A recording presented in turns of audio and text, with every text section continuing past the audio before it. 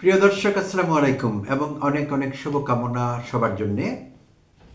শহীদ শরীফ ওসমান বিন হাদির বড় ভাই ওমর বিন হাদির যুক্তরাজ্যের বার্মিংহামে বাংলাদেশের সহকারী হাই কমিশনে নিয়োগকে ঘিরে যে সংবাদ প্রকাশিত হয়েছে, সেটিকে ঘিরে তৈরি হয়েছে নানা রকম নাটকীয়তা এবং বিতর্ক। তো চেষ্টা করব এই এপিসোডে এটি এক্সপ্লোর করতে যে আসলে কি হয়েছিল। তো এক এক করে জানবার চেষ্টা করব।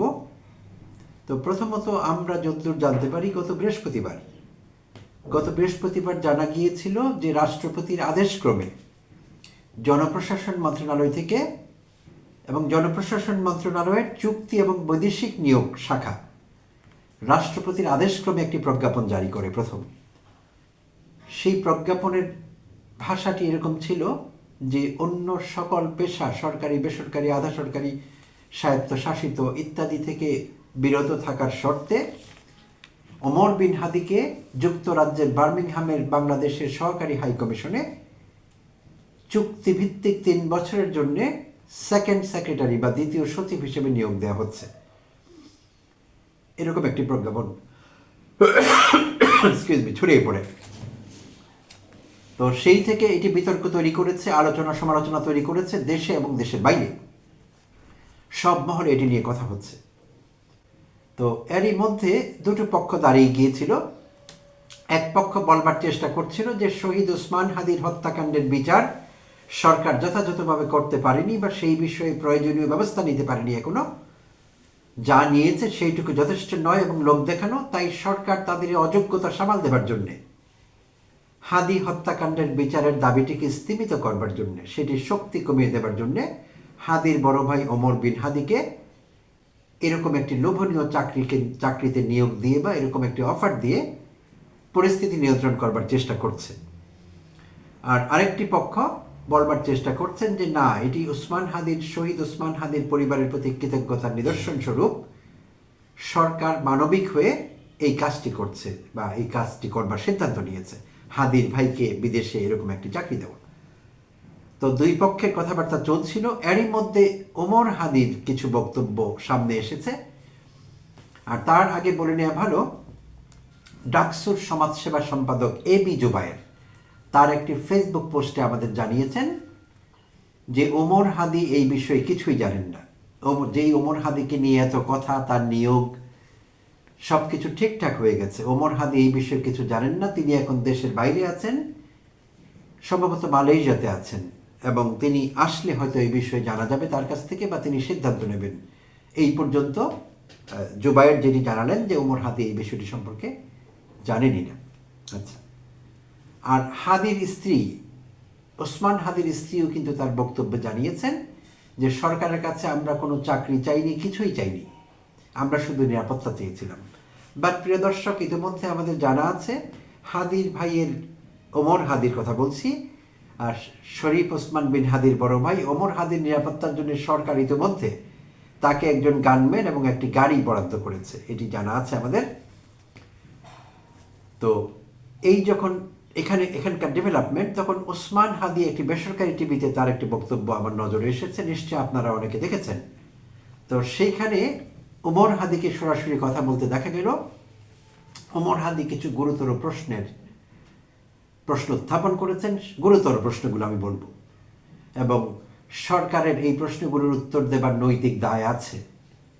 সরকারের যদি যোগ্যতা থাকে, সরকারের সংশ্লিষ্ট মহলের, জনপ্রশাসন মন্ত্রণালয়, পররাষ্ট্র মন্ত্রণালয়, আমি এই বিষয়ে সরাসরি প্রধান উপদেষ্টা অধ্যাপক ডক্টর মোহাম্মদ ইউনূসকে দায়ী করব না, কারণ অন্তর্বর্তীকালীন সরকার তিনি একা চালান না, তিনি সরকার প্রধান বটে, কিন্তু সেখানে আরও লোকেরা আছেন, মন্ত্রণালয় আছে, সচিবরা আছেন। তো তাদের আমি অধ্যাপক ইউনূসকে সরাসরি দায়ী করব না। আমি জনপ্রশাসন মন্ত্রণালয় এবং পররাষ্ট্র মন্ত্রণালয়ের কাছ থেকে বিবৃতি আশা করছি, জাতির উদ্দেশ্যে তারা আমাদের জানাবেন যে বিষয়টি আসলে কি। হাদির পরিবারের পক্ষ থেকে এরকম চাকরি তাদের কাছে চাওয়া হয়েছিল কিনা, যদি চাওয়া না হয় তাহলে এরকম একটি গুরুত্বপূর্ণ পদে সরকারের তরফ থেকে, যেখানে রাষ্ট্রের স্বার্থ নিহিত, এই পদটিতে এটি একটি স্পেশালাইজড পোস্ট আমি মনে করি। এই লাইনে পড়াশোনা আছে, এই লাইনে এক্সপার্টিজ আছে, এমন লোক দরকার এই চাকরিতে। কাউকে খুশি করবার জন্যে, কারো মামলার গতি কমিয়ে দেবার জন্যে দরকার নেই এরকম কোনো সিদ্ধান্তে। তাহলে কোন বিবেচনায় সরকার কার সঙ্গে পরামর্শে, যেহেতু আমরা জানলাম ওমর হাদি এরকম কোনো দাবি করেননি, তাদের পক্ষ থেকে এরকম কোনো চাওয়া নেই। শরীফ ওসমান বিন হাদির স্ত্রীও সেই কথাই বলেছেন স্পষ্টভাবে। জুবায়েরও এই কথা বললেন, সমাজ কল্যাণ সম্পাদক, সমাজসেবা সম্পাদক ডাকসুর, যে ওমর হাদি এই বিষয়ে জানেনই না। এই যখন পরিস্থিতি, তখন কার আগ্রহে, কার উৎসাহে, কার উদ্দীপনায় এই নিয়োগপত্র জারি করা হলো, রাষ্ট্রপতির আদেশক্রমে এই প্রজ্ঞাপন জারি হলো, এটি আমাদের জানবার দরকার আছে। পুরো জাতির কিউরিয়াসিটি আছে এই বিষয়ে এবং সরকারকে সেটি মেটাতে হবে। আচ্ছা, আরেকটি কথা যেটি বলছিলাম আমি, যেটি বেসরকারি টিভিতে ওমর হাদিকে বক্তব্য দিতে দেখা গেল, সেখানে ওমর হাদি যে গুরুতর প্রশ্নগুলো উত্থাপন করেছিলেন সেগুলো হলো, প্রথমত ওমর হাদি বলেছেন যে আমি আমার নিরাপত্তা চেয়েছিলাম, আমি তো চাকরি চাইনি। আচ্ছা, এই একটি প্রশ্ন, এই প্রশ্ন আমাদেরও আছে। আর দ্বিতীয় প্রশ্ন হলো, তিনি বলেছেন যে একটি সরকারি দপ্তর থেকে, সরকারের মন্ত্রণালয় থেকে, সচিবালয় থেকে কিভাবে প্রজ্ঞাপনের কপি গণমাধ্যমে চলে যেতে পারল, বিদেশে অ্যাক্টিভিস্টদের কাছে চলে যেতে পারল, এই প্রজ্ঞাপনের কপি কি করে তারা পেলেন, এই প্রশ্নটি তিনি উত্থাপন করেছেন। এবং তিনি বলেছেন, এই যদি হয় একটি নিয়োগের ক্ষেত্রে, তাহলে জাতীয় নিরাপত্তার বিষয়ে যেসব সিদ্ধান্ত নেওয়া হয়, সচিবালয়ে অনেক গোপন বৈঠক হয় যেখানে রাষ্ট্রীয় নিরাপত্তার বিষয় জড়িত, দেশের স্বার্থ জড়িত, উচ্চ পর্যায়ের বিষয়, অনেক সংবেদনশীল বিষয় অনেক সময় থাকে। তাহলে সেই নিরাপত্তাগুলো, সেই নিরাপত্তা সংক্রান্ত তথ্যগুলো সিকিউর কিনা, ঠিকঠাক মতো আমাদের কাছেই থাকছে কিনা, সেগুলো না, সেগুলো বাইরে চলে যাচ্ছে, এই প্রশ্নটি কিন্তু ওমর হাদি উত্থাপন করেছেন। এবং এইটি অত্যন্ত গুরুতর একটি প্রশ্ন এবং অত্যন্ত হাইলি সিগনিফিক্যান্ট এই প্রশ্নটি আমি মনে করি। এবং এই প্রশ্নের উত্তরও সরকারকে দিতে হবে। লেজে গোবরে একটি অবস্থা চলছে এখন, যা চলছে এটি বরদাস্ত করা আমাদের পক্ষে বোধহয় সম্ভব হচ্ছে না, একেবারেই লেজে গোবরে যা চলছে।